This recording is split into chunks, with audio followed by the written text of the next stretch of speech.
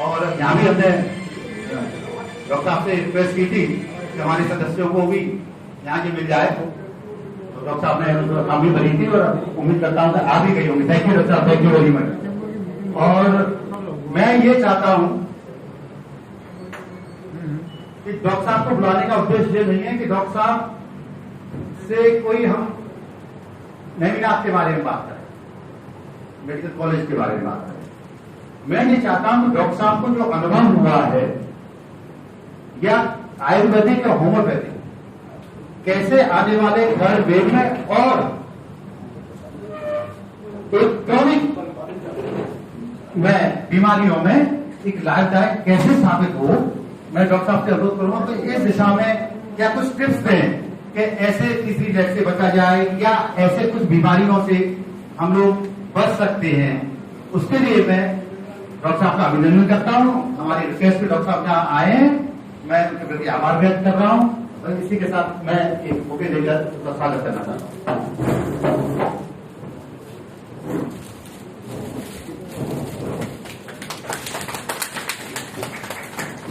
मैं सीताराम भाई साहब से अनुरोध कर रहा हूं क्योंकि उनकी बड़ी भूमिका रही है डॉक्टर साहब से कम्युनिकेशन करने में और टाइम देने में, कि अपने दो शब्द कहें और डॉक्टर साहब के बारे में कुछ मैनेजिंग कमेटी को हमारे को बता। और 2020 और 2021 का कोविड काल हम सब आगरा वासियों ने देखा है और उसमें किसी न किसी रूप में हम सभी ने स्वयं या अपने परिजनों के माध्यम से तकलीफें उठाई। जो कुछ भी आगरा में हुआ चल रहा है वो सारी चीजें बहुत ज्यादा परिचित हैं, प्रबुद्ध वर्ग है हम लोगों का, यहाँ सभी जानते हैं। उन परिस्थितियों के बीच जब 2021 में इसी साल अप्रैल और मई का समय बहुत खराब था और बहुत सारी तकलीफें यहां आ रही थी, उस पीरियड में कोई दवाई कोरोना की थी या नहीं थी, एलोपैथी में क्या हुआ क्या नहीं हुआ, ये सब चीजें परिचित हैं सब लोग। डॉक्टर प्रदीप अग्रवाल ने, प्रदीप गुप्ता जी ने अपने एक नैमिनाथ रिसर्च सेंटर के नाम से, जो कुबेरपुर के पास एक बहुत बड़ी जगह में अपना हॉस्पिटल खोला हुआ है, होम्योपैथी और आयुर्वेद। डिटेल्स इतनी है कि अगर मैं बताऊंगा तो डॉक्टर साहब के लिए समय नहीं रहेगा कि वो कुछ बता पाएंगे, तो उसके लिए तो मैं यहां बहुत ज्यादा नहीं पढ़ना चाह रहा क्योंकि उसमें समय लगेगा। मैं कोशिश करूंगा कि आप सबको आपकी डिटेल्स जो है वो चैम्बर के माध्यम से आपके व्हाट्सएप पर या उस पर भेज दी जाए। लेकिन इतना जरूर कहूंगा कि होम्योपैथी में बहुत सी बीमारियों को जड़ से खत्म करने की विधा है, होम्योपैथी और एलोपैथी। और आज अगर पहली उसमें हम जो थर्ड वेव की बहुत सारा, जिसने हर व्यक्ति को बहुत ज्यादा परेशान किया हुआ है और घबराया हुआ है, उसमें क्या उपचार प्रिकॉशन हम लोग लें जिससे कि उससे अधिकाधिक संख्या में हम लोग बच सके, ये डॉक्टर साहब विशेष रूप से उसके लिए काम कर रहे हैं।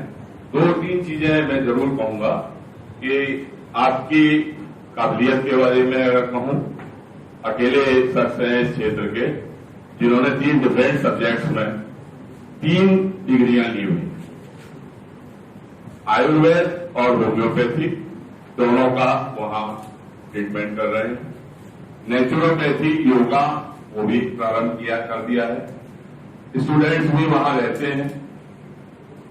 हम लोग एक बार विजिट कराए हैं और हम लोग कुछ लोगों के अनुरोध पर आपने अभी लगभग 20 दिन पूर्व सिटी में 44 नेहरू नगर में अपना एक सेंटर खोल दिया है, जहां 3 डॉक्टर परमानेंटली दिन में रहते हैं, थर्सडे को छोड़कर, और शाम को डॉक्टर साहब को भेजते हैं और दवाइयों का वो वितरण भी किया जाता है। और जैसा मनीष जी ने कहा, उस दिन से आधार कार्ड लेकर जाने पर व्यक्ति को एक शीशी जिसकी लगभग कीमत 200 या 250 चेक कर दिया, 250 में देख रहा था मैं, है वो निःशुल्क दी जा रही है फिलहाल। आज भी यहाँ भी कुछ हम लोगों ने कोशिश की है। तो आपका कहना है, बाकी तो आप बताएंगे ही, लेकिन जो विषम परिस्थितियां थी जिसमें 80 और 85 20 वाले जो है जिनका ऑक्सीजन लेवल ले जाता था उनको एडमिट कराया गया और हॉस्पिटलाइज जितने लोग हुए, मेरा एक अनुमान है 80-90% कैजुअलिटीज हुई हैं हॉस्पिटलाइज वाले केस में एलोपैथी के माध्यम से, जबकि आपके यहाँ 35 तक का जिनका एक केस तो आपने बताया था एक बार के 7 या 8 रह गया, लेकिन 35 तक की जिनकी ऑक्सीजन लेवल रह गया वो भी ठीक हुआ है और आपके यहाँ का इस पीरियड में कैजुअलिटी परसेंटेज ना के बराबर रहा। करीब करीब अभी तक की जो स्थितियां थी उसमें 2.5 लाख लोगों को प्रिकॉशनरी दवा आपने पिछले टाइम में दी है और आगे के हिसाब से 5 लाख दवा की शीशियां देने का आपका जो है प्रोजेक्टेड है। बाकी मैं समझता हूं इससे अधिक मेरी नहीं है आवश्यकता। मैं समझता हूं डॉक्टर साहब से अनुरोध कर रहा हूं कि वो अपने बात रखें और मेरा एक रिक्वेस्ट आप सभी से रहेगा कि डॉक्टर साहब के संबोधन के समय कोई भी सज्जन बीच में ना कोई टोके, जो भी क्वेश्चंस होंगे वो 1 by 1 हम उनको बाद में पूरा कराने की कोशिश। मैं बहुत ही रोमांचित और आनंदित महसूस कर रहा हूँ कि शहर के लक्ष्य प्रतिष्ठित लोगों से मुझे मिलने का और दर्शन करने का सौभाग्य प्राप्त हो रहा है। कोविड-19 जब दिसंबर 2019 में वुहान लैब से फैला तो एक ये मन में ऐसा विषय था कि ये जरूर कुछ न कुछ चाइना की जानबूझ के फैलाई गई बदमाशी है जो हमारे देश को 0055 जिसकी गाड़ी हो उसका लॉक खुला हुआ है, अभी नीचे से खबर आई है वो अपने देख लें। तो डेफिनेटली कुछ न कुछ हमारे देश पर इसका संकट आने वाला है। तो हम लोग उसी समय से तैयार हो गए और होम्योपैथी में एक बड़ी जो शानदार बात है वो ये है कि जो दवा रोग को ठीक करती है वही दवा रोग को प्रतिरोध भी कर देती है, जिसको जीनस एपिडेमिसिस कहा जाता है। तो मुझे ये अंदाजा था कि वायरस है और इतनी जल्दी वैक्सीन इसकी मिलेगी नहीं, बनेगी नहीं, तो कुछ भी ऐसा होना चाहिए हमारे स्तर पर जिसको हम लोगों को प्रोजेक्ट कर सकें और दे सकें। उसी सिलसिले में ऐसा पहली बार हुआ कि Indian council of medical research जो कि एलोपैथी रिसर्च की बॉडी है उसने हमारे को होम्योपैथी रिसर्च में करने की परमिशन दी। पूरे देश में ऐसा एक नमीनाज होम्योपैथी मेडिकल कॉलेज ही था जिसको ये परमिशन प्राप्त हुई और उस परमिशन के तहत हम लोगों ने एफएस मेडिकल कॉलेज में जो लोग एडमिट थे उन पर वो मेडिसिन का रिसर्च ट्रायल किया। तो हमारे रिसर्च से पहले ये माना जा रहा था कि कोविड को कम से कम 2 हफ्ते लगेंगे ठीक होने में, लेकिन हमारी जो 3 दवाएं थी उन्होंने सम्मिलित रूप से 42 लोगों में से 33 लोगों को पहले दिन ही ठीक कर दिया और बाकी लोग 3 दिन में सारे ठीक हो गए। और आरटीपीसीआर टेस्ट जो माना जाता था कि 4 हफ्ते में नेगेटिव होगा वो 7 दिन में 5 से 7 दिन में नेगेटिव हो गया। उसी रिसर्च के चलते कम से कम नैमिनाज मेडिकल कॉलेज में जितने डॉक्टर हैं, स्टाफ है, स्टूडेंट है, उनका सबका डर निकल गया और हम लोगों ने उसी दिन से मास्क लगाना, पीपीई किट पहनना, ग्लव्स पहनना बंद कर दिया, ये बताने के लिए कि हमारे पास दवा है और हम लोग डरते नहीं है। और दवा की जो भी रिसर्च थी हमने भारत सरकार को सबमिट कर दी, उसको भारत सरकार ने एडवाइजरी जारी की और 143 देशों ने उस एडवाइजरी को फॉलो किया। मैंने उसमें 4 दवाएं बताई थी, आर्सेनिक, ब्राइनिया, पीपरसेल्फ और आर्निका। ये एडवाइजरी जारी हो गई, उसी के तहत हम लोगों ने काम किया। पहली जो लहर थी उसमें मैंने 910 लोगों को ट्रीट किया था, जिसमें से 890 लोग बिल्कुल ठीक हो गए थे, 20 लोग रेफर हो गए। दूसरी लहर जब आई तो इतनी तेजी से आई कि समझने का मौका नहीं मिला। पहला केस 1 अप्रैल को आया था, 31 मार्च तक एक भी केस नहीं था। पहला केस 1 अप्रैल को आया, उसको दवा दी गई, अगले दिन बुलाया गया, अगले दिन उसका बुखार ठीक था, अगले दिन 10 केस आए और 5 तारीख तक 55 केस ओपीडी में आए और 4-5 लोगों को एडमिट कर लिया गया। तो नेमिनाथ होम्योपैथिक मेडिकल कॉलेज पूरे देश में और पूरे विश्व में पहला मेडिकल कॉलेज था जिसने कोविड के पेशेंट को एडमिट किया। और उसके बाद तो ऐसा हाहाकार मचा, बेड ही नहीं है, परेशानियां खड़ी हो गई। हम लोगों के पास 1000 बेड की कैपेसिटी है। हमारे 2 मेडिकल कॉलेज हैं एक ही कैंपस में, होम्योपैथिक मेडिकल कॉलेज और आयुर्वेदिक मेडिकल कॉलेज, जिसकी के आयुर्वेदिक मेडिकल कॉलेज में 150 बेड है और होम्योपैथिक मेडिकल कॉलेज में 100 बेड है। लेकिन हमारे पास स्पेस इतना है कि हम लोग 1000 बेड का प्रबंध कर सकते हैं और हमारे पास कैंपस में स्टूडेंट को रहने के लिए बेड है और वो सब मिलाकर के ऐसे 500-600 बेड की व्यवस्था है। उसी मुद्दे पर हमने सरकार को लिखा कि लोग मर रहे हैं और बेड नहीं है, इसलिए हम आपसे बिना अनुमति लिए लोगों को एडमिट करना शुरू कर रहे हैं। आपको इसमें जो डिसीजन लेना हो बाद में लेते रहना। और प्रशासन जिला प्रशासन को भी किया मैंने। 5 अप्रैल से मैंने पेशेंट भर्ती करना शुरू किया और धीरे धीरे करके लोग भर्ती होते गए। फिर क्षेत्र बजाजा की वजह से काफी लोगों को जानकारी हुई और लोग एडमिट हुए। 356 लोगों को हमने एडमिट किया, जिसमें से केवल 3 लोगों की डेथ हुई और वो भी हार्ट अटैक से हुई, कोविड से किसी की डेथ हुई। बाकी जो 3 लोग थे जिनकी डेथ हुई वो किसी का 10 था ऑक्सीजन सेचुरेशन, किसी का 15 था, किसी का 12 था। तो उनको ही बता दिया गया था इनमें जान नहीं है। तो वो एडमिट करने से पहले जो कैंपस में आ चुके थे, इसलिए हमने उनको अपने में इंक्लूड किया है। टोटल 6 लोगों की डेथ हुई। बाकी 7 ऑक्सीजन जिनका रह गया था वो भी ठीक हुई एक माता जी, और 20, 25, 35, 55 वाले सारे लोग बिना वेंटिलेटर के ठीक हुए। और उनका ऑक्सीजन वापस रिकवरी का जो रेट था वो आधे घंटे से 3 घंटे में 25-30 से 60% हो जाता था। तो वो सारे केसेस हमारे पास रिकॉर्डेड हैं वीडियो में और ऑडियो में और डॉक्यूमेंट में। इसके अलावा जो 12,613 लोग हमने ओपीडी में देखे वो 100% ठीक हुए। तो इतने अच्छे से परिणाम आए और हम सारे लोगों ने बिना मास्क के, बिना पीपी के पेशेंट को एडमिट किया। और सारे पेशेंट को मैंने दिन में 4 बार पर्सनली बेड पे जाके देखा और सारे पेशेंट के साथ कम से कम 2 अटेंडेंट हमने साथ में रखे। और वो जो प्रिवेंटिव मेडिसिन है वो हमने अटेंडेंट को पहले दे दी और किसी भी अटेंडेंट को कोई भी बुखार भी नहीं आया, कोविड होना तो दूर की बात है। ताकि वो मेडिसिन अपने घर वाले के लिए भी ले गए और वो सब इस तरह से ये पता लगा कि ये मेडिसिन बहुत इफेक्टिव है।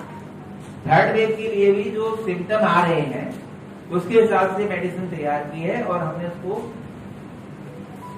पिछले महीने से बांटना शुरू कर दिया है। और वो मेरे नेमिनाथ कुबेरपुर सेंटर में अभी उपलब्ध है और नेहरू नगर 44 सेंटर में वो भी उपलब्ध है। और वो दवा पहले हमने 2.5 लाख लोगों को दी थी, जिसका सक्सेस रेट 96% रहा था। अभी हम ऐसे उम्मीद करते हैं कि अब जागरूकता ज्यादा है तो सक्सेस रेट इसका 100% रहना चाहिए। बहुत सारे उदाहरण ऐसे आए कि जो दवा 2.5 लाख लोगों को पहले चरण में दी गई थी, उन्होंने दवा कुछ रखी हुई थी, बच गई थी, तो जैसे ही वो कोविड हुआ और उन्होंने लेना शुरू किया, मेरे से फोन पे बात हुई है, मैंने फेसबुक पे पोस्ट भी लिखा कि जिनके पास दवा है वो दवा को 1-1 घंटे में ले ले तो कोविड ठीक हो जाएगा। तो ऐसे हजारों लोग घर बैठे ही ठीक हो गए, दवा उसके पास थी। तो आप सबसे मेरा अनुरोध ये है कि तीसरी लहर आने वाली है, बहुत सारी जगह आ चुकी है। आगरा में भी 1-2 केस रिपोर्ट हुआ था, लेकिन अभी फिर दोबारा से रुक गया।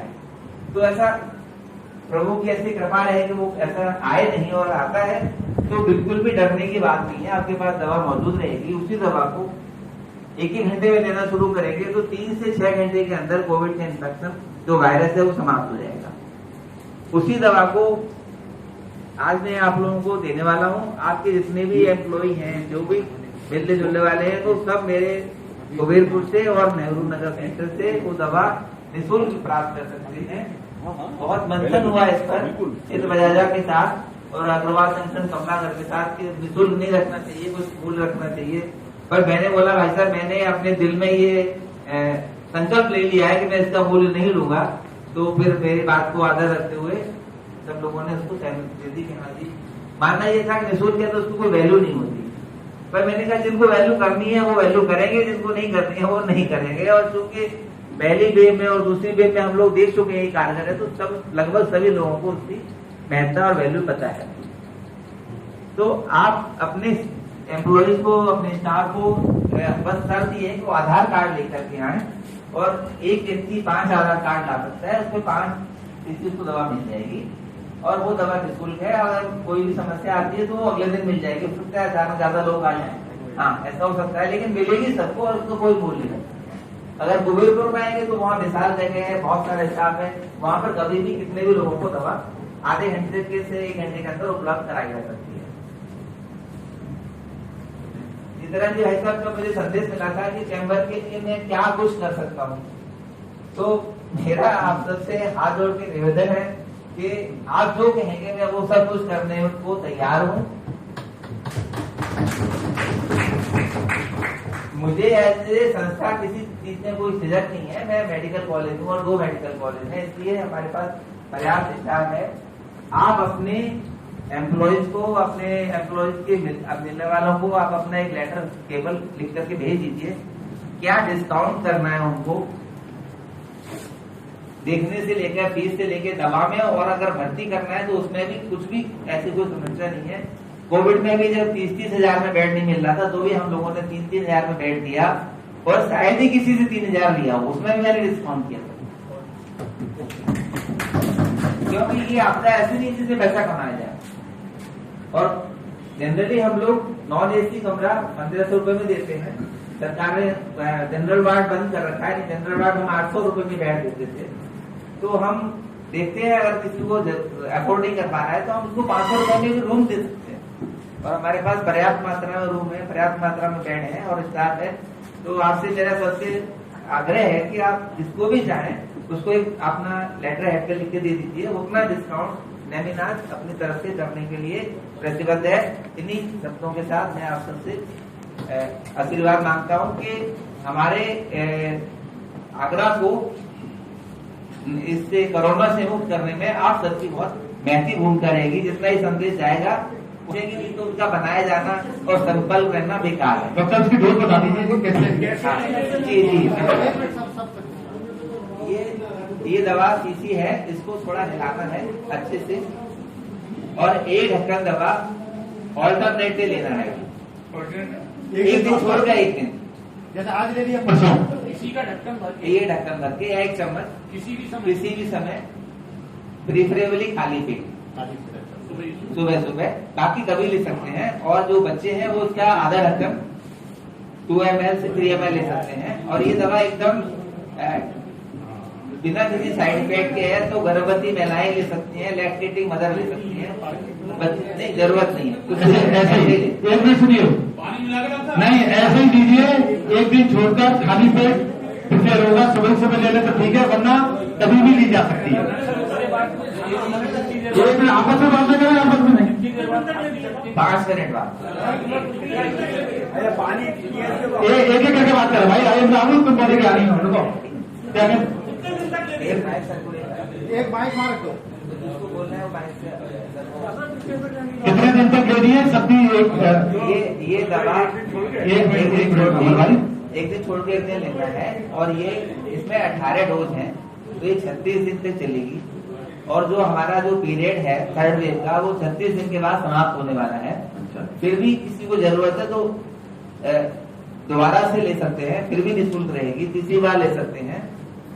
और इसको लेते रहने में कोई नुकसान नहीं है। मैं तो इसको अप्रैल 2020 से ले रहा हूँ लगातार कंटिन्यूसली, और मेरा सारा स्टाफ ले रहा है, इसीलिए हम लोगों को किसी को कोरोना हुआ नहीं है। मास्क वगैरह डॉक्टर जो सबकी क्वेरीज ये होगी जी कि आपने रिकमेंड करी 1 ले लें, 1 में भी 36 डोज हो गई जी, ठीक है ना जी। 36 के बाद ये तो आप लोग तो कहेंगे और ठीक हो जाओ तो और दूसरी ले लूं, तो क्या ऐसा नहीं है एक में काम हो जाएगा? नहीं, संभव है, ले सकते हैं, कोई उसमें नुकसान नहीं है। और अगर आपको किसी को खांसी, जुकाम, गला खराब, बुखार जैसा कोई भी लक्षण आता है, इसी दवा को 1 ही घंटे में लेंगे तो वो 3 से 4 डोज में वहीं के वहीं ठीक हो जाए। अगर कोविड है मैं कुछ डॉक्टर साहब ये बातें तो बता दी, बढ़ा दे सकता है। अपील भी कर देता हूँ। तो सर जैसे आपने बताया अभी सबको पता लग जाएगा कि जैसे अभी मान लीजिए हमें कोरोना नहीं है जी या कोई लक्षण नहीं है जी तो एक दिन छोड़ के खाली पेट आधा ढक्कन लेना है जी और एक ढक्कन आधा ढक्कन और हमें उसके लिए पानी पीने की आवश्यकता भी नहीं है जी लेकिन आपने ये भी कहा कि 5 मिनट बाद हम कुछ भी खा भी पी सकते जी हैं पानी जी भी पी जी सकते हैं। बिल्कुल एक चीज ये होगी। जी दूसरा अब यदि हमें मान लीजिए कोरोना हो जाता है जी या कोई बीमारी हो जाती है तो जी। फिर इसकी डोज कितनी लेनी है? एक घंटे में एक ढक्कन एक घंटे में कितने घंटे तक? 3 से 4 घंटे में परिणाम आ जाएगा। मतलब 3-4 घंटे लेनी जी। उसके बाद फिर नहीं लेनी। उसके बाद अगर जरूरत है तो लेनी है और मेरे से संपर्क कर लेना है, नेमिनार के किसी भी सेंटर में आके बता देना है, बात कर लेना है कि भाई ये लक्षण आ रहा है तो हम बता देंगे कि कोरोना का लक्षण है या नहीं है। माने 3-4 घंटे में अगर ठीक हो जाती है फिर नहीं लेनी, फिर नहीं लेनी, फिर दूसरे दिन दूसरे दिन वही सुबह जैसे। जी जी मतलब सीधी बात यह है कि ये कोरोना अगर हो जाए तो अपनी निगरानी है, डॉक्टर साहब से एक डोज के पूछनी है कि मुझको ये लक्षण है, उस हिसाब से डॉक्टर साहब डोज हाँ लेके और फिर पूछिए कि जी, आगे क्या करना जी, है। जी। ठीक है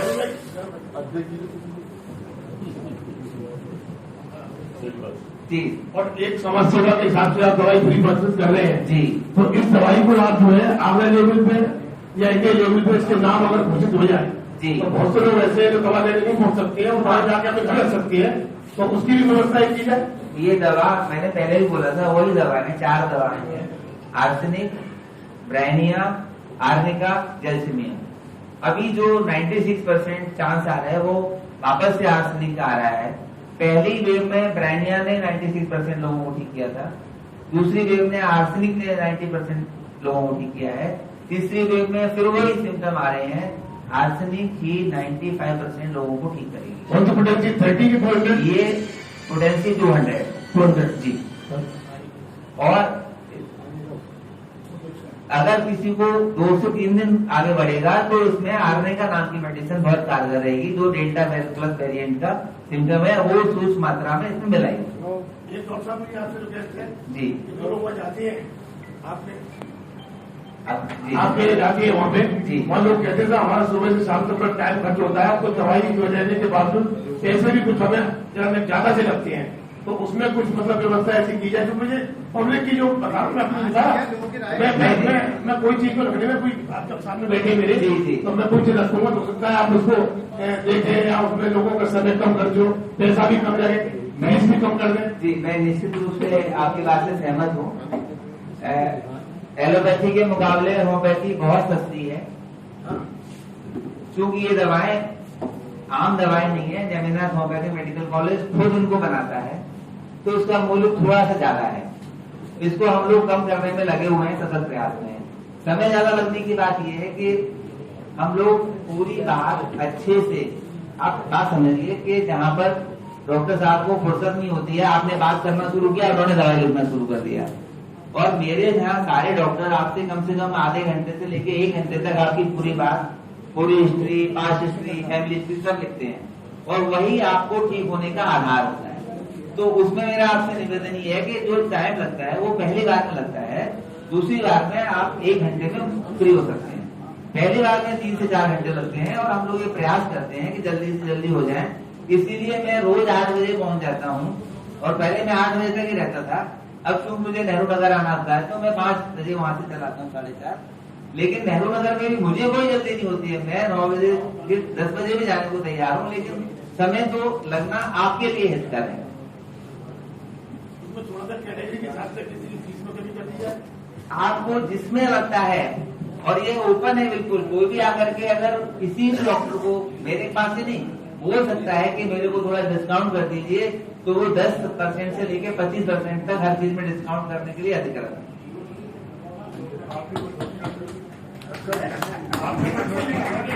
नहीं एक ही है, एक ही दवा है, नहीं उसमें स्टिकर दूसरा लगा, बात तो ये हाथ से लिखे। जो देश है वो डायबिटीज के बुढ़ाने पर है, लगभग 40% लोगों को डायबिटीज है। तो मैं आपको ये बात अपने माध्यम से कहना चाहता हूँ कि डायबिटीज कोई बीमारी नहीं है। आप मेरी बात को ध्यान से सुनिए, डायबिटीज कोई बीमारी नहीं है। डायबिटीज एक लाइफ स्टाइल डिसऑर्डर है। हमारे खाने पीने की वजह से हुआ है। अगर हम अपने खान पान में थोड़ा सा परिवर्तन कर देंगे तो आपकी डायबिटीज निश्चित रूप से ठीक हो जाएगी। हमने पिछले 4-5 सालों में ये अनुभव किया है, हमारे रिसर्च प्रोजेक्ट चल रहा है, 95% लोगों की डायबिटीज ठीक हो जाती है। इंसुलिन लगाना बंद हो जाता है 3 से 4 दिन में। और जो ओरल है दवाई खाते हैं वो तो हम पहले दिन ही बंद कर देते हैं। सिर्फ क्या करना होता है कि आपको एक पर्टिकुलर डाइट प्लान फॉलो करना होता है, और ये दवा जो होम्योपैथी की दवा जो पेनक्रियाज को दोबारा से डेवलप करने के लिए वो 3 से 6 महीने खानी होती है। इसी तरह थायराइड है, अगर आप आयोडीन वाला नमक छोड़ देंगे तो 90% लोगों का थायराइड ऑटोमेटिकली ठीक हो जाता है। आयोडीन वाला ज्यादा नमक पे आ जाइए और जो पुराना वाला नमक था उस पे आ जाइए तो आपका थायराइड ऑटोमेटिक ठीक हो जाएगा। हाँ, ब्लड प्रेशर की कोई बीमारी नहीं है। अगर आप अपना नमक छोड़ देते हैं, नमक का छोड़ने का बहुत सिंपल फार्मूला है, 1 मील नमक वाला, 1 मील बिना नमक वाला।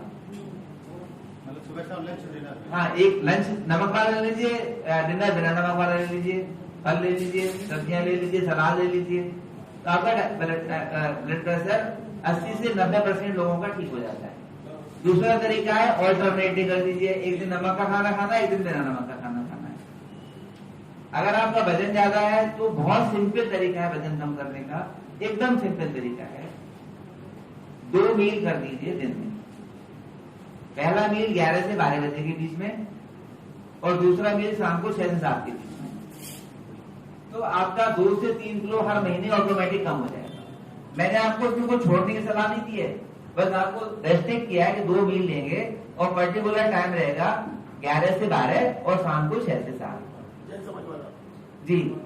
7 बजे के बाद फिर कुछ नहीं लेना है, दूध पीना है, मिठाई खाना है, जो करना है आप 7 बजे तक कर लीजिए। उसके बाद अगले दिन 12 बजे तक 1 कप चाय पी लो, वजन कम नहीं होगा। गुनगुना पानी, ग्रीन टी पी लीजिए, कम हो जाएगा। अगर आपने एक बिस्किट भी खा लिया वजन कम नहीं होगा। एक और भ्रांति में दूर करना चाहता हूँ, मैं कोई दवाई खाता हूँ तो वो खाली पेट नहीं खा सकता, इसलिए मैं कुछ खाता हूँ, ये भ्रांति है। दवाइयाँ सारी, चाहे वो एलोपैथी की हो, होम्योपैथी की हो, आयुर्वेद की हो, खाली पेट ही खाना चाहिए, उन्हीं से लाभ होता है। केवल कुछ दवाइयाँ जैसे कि स्टेरॉइड और पेन किलर वो कुछ खा के लेनी चाहिए, क्योंकि वो अल्सर डेवलप कर सकते हैं। अदरवाइज ब्लड प्रेशर की दवा, कोई और दवा आप खाली पेट ही खाएंगे तो ज्यादा आराम। जोड़ों के दर्द के लिए सिंपल फार्मूला है ऑल्टरनेटिव फास्टिंग। आप ऑल्टरनेटिव फास्ट कर लीजिए, आपके जोड़ों का दर्द ऑटोमेटिक ठीक हो जाएगा। डायबिटीज तो ऑटोमेटिक कंट्रोल हो जाएगी। ये आपको बताया गया है, ऐसा है नहीं। ये आपको सिर्फ बताया गया है कि डायबिटीज ठीक नहीं होती, ऐसा है नहीं। ये आपको बताया गया है कि ब्लड प्रेशर ठीक नहीं होता, ऐसा है नहीं। ये सब कुछ ठीक हो सकता है। हाँ, उनको थोड़ा सी मात्रा नमक की बढ़ा देंगे बस। डायबिटीज 2 तरह की होती है। हाँ जी, मैं वही बता रहा हूँ। जो दूसरी तरह की डायबिटीज जिसको टाइप 1 कहते हैं, वो टाइप 1 डायबिटीज बच्चों को होती है। उनमें उनका पेनक्रियाज खराब होता है, हमारा उस पर भी रिसर्च चल रहा है और बहुत सारे लोगों को बहुत अच्छे पड़ रहा है जी। टाइप 1 में और टाइप 2 तो टोटली आपने के खान पान से रिलेटेड।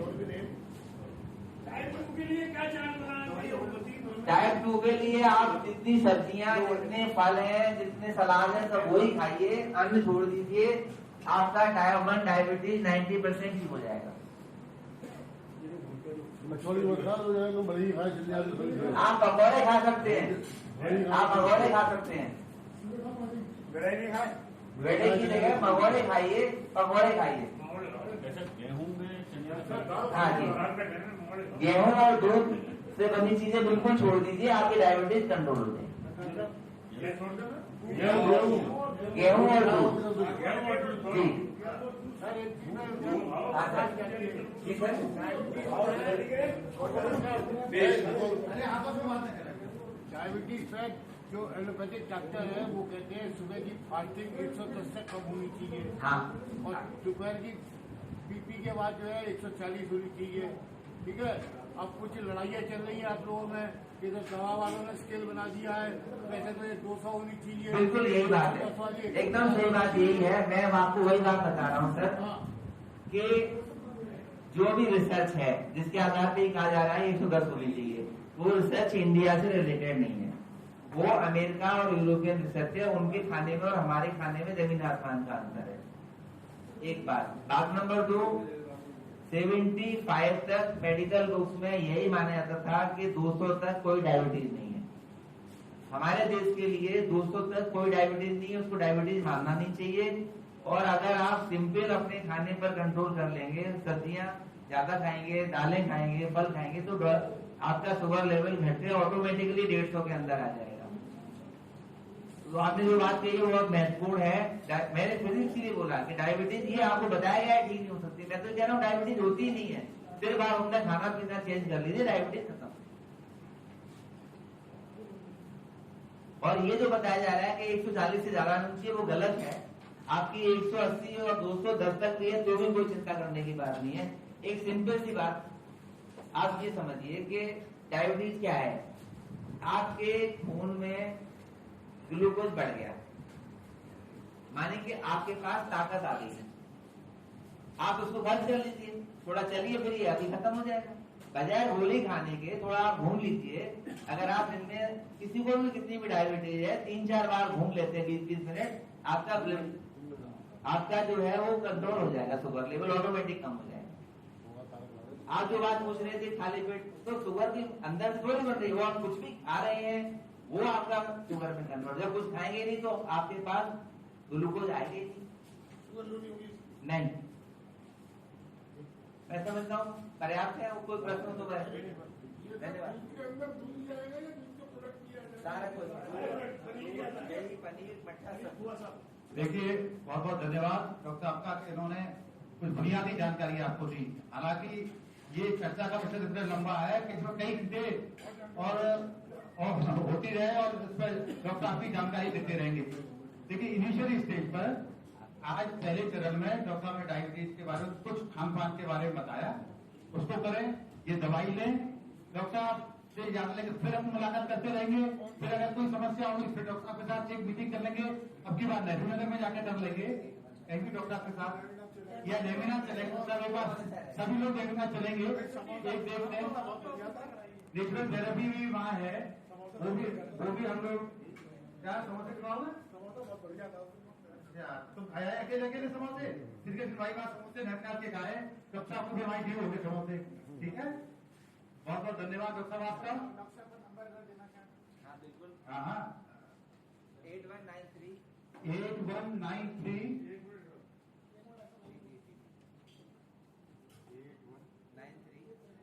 एक मिनट 8193 896315। मैं दोबारा रिपीट कर रहा हूँ 8193896315। तो कितनी बार वैसे तो मतलब की बात कहा चल देते 8193896315। समय ज्यादा जरूरत है।